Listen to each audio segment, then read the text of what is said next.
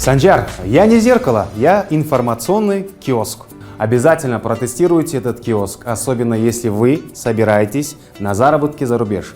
Смотрите, тут оказывается можно всего за 1 минуту проверить, можете ли вы въехать в Российскую Федерацию. Нажимаю раздел «Черный список», вношу свои данные. Жду ответа. Меня нет в черном списке. Я, конечно, не сомневался, но мало ли что. Также, оказывается, вы можете отсканировать QR-код и перейти на сайт migrant.kg для проверки себя в черном списке через ваш телефон. Если вы хотите узнать о стране, куда собираетесь поехать в трудовую миграцию, нажмите кнопку «Трудоустройство за рубежом». Изучите страны, с которыми у Кыргызстана есть соглашение о трудоустройстве наших граждан. А в разделе «Частные агентства занятости» есть список фирм, имеющих разрешение на трудоустройство кыргызстанцев за рубежом. Если вы собираетесь в трудовую миграцию через частное агентство занятости, это отличная возможность проверить его.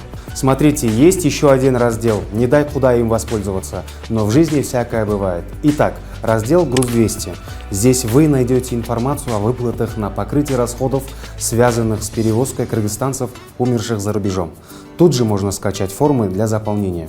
А вот здесь вы найдете список посольств и консульств Кыргызстана за рубежом. В разделе «Полезные материалы о миграции» вы можете посмотреть видеоролики о том, как себя обезопасить в миграции.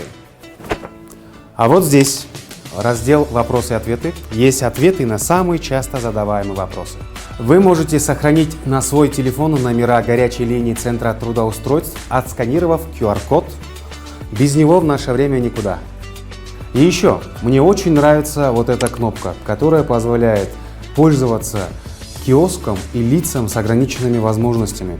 Экран опускается на необходимую высоту для человека в коляске. Достор! Классная штука!